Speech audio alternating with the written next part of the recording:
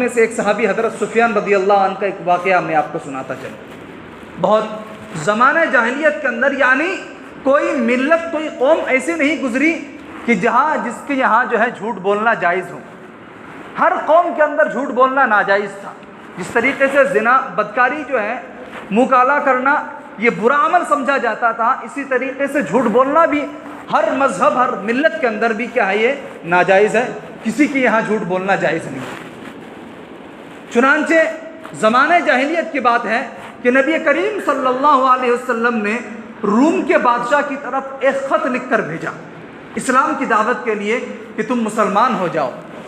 تو بادشاہ نے روم کا بادشاہ وہ خط پڑھنے کے بعد اس نے اپنے درباریوں سے کہا کہ تم میں سے کوئی ہے جو محمد کو جانتا ہو؟ تم میں سے کوئی محمد کو جانتا ہے؟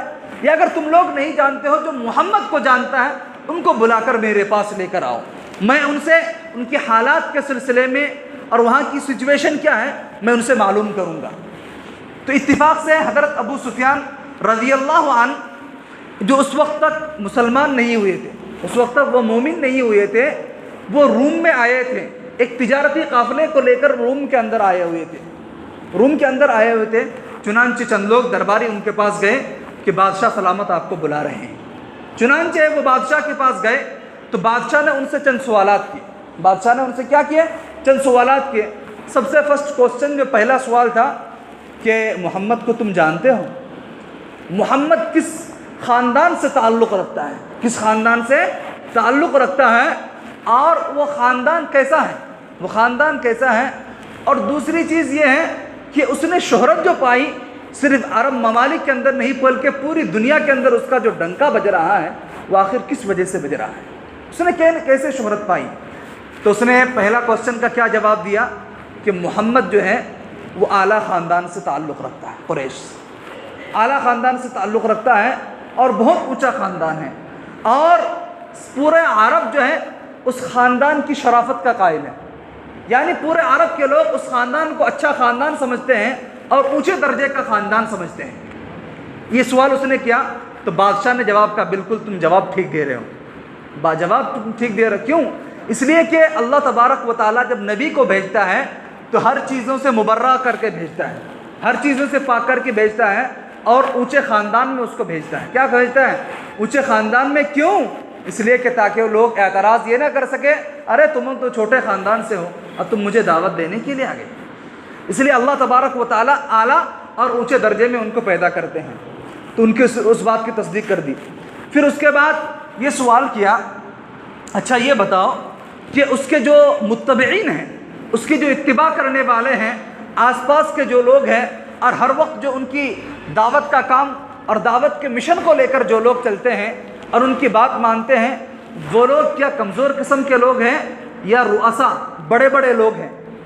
تو اس نے جواب دیا کہ نہیں، زیادہ تر ماننے والے لوگ یعنی ان کی اکثریت جو ہے وہ کمزور قسم لوگوں کے ہیں۔ کیا ہے؟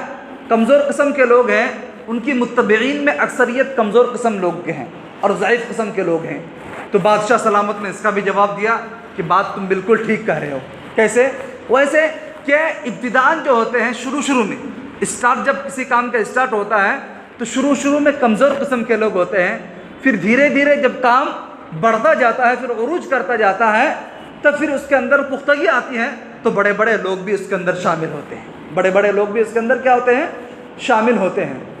تو بادشاہ سلامت نے ان سے کیا کیے؟ یہ تمام سوالات کیے، اور ان تمام سوالات کا انہوں نے حضرت سفیان رضی اللہ عنہ نے ان تمام سوالات کا جواب دیا۔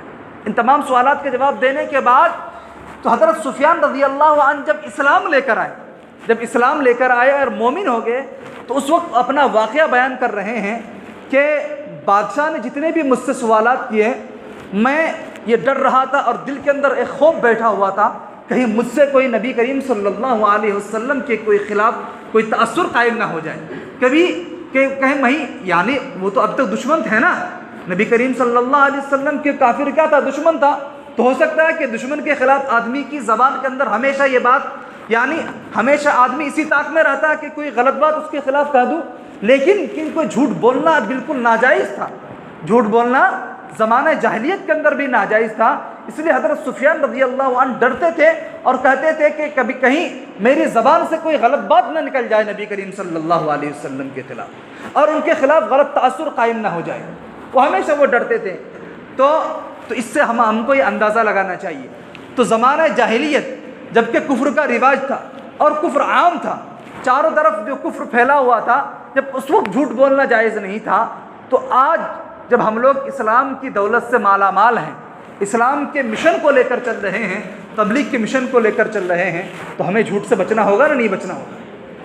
تو یعنی یہ میرے کہنے کا مقصد جو ہے کہ اس واقعے کو، حضرت سفیان رضی اللہ عنہ کا جو واقعہ تھا، اس واقعے کو یعنی زمانہ جاہلیت سے ریلیٹڈ کرنا پڑے گا، اس واقعے کو اس کے ساتھ جوڑنا ہوگا کہ زمانہ جاہلیت کے اندر جب لوگ جھوٹ بولنے کو جائز نہیں سمجھتے تھے، جھوٹ بولنے کو اتنا قبیح اور برا سمجھتے تھے، تو آج ہم لوگ جھوٹ کیوں بول رہے ہیں؟ آج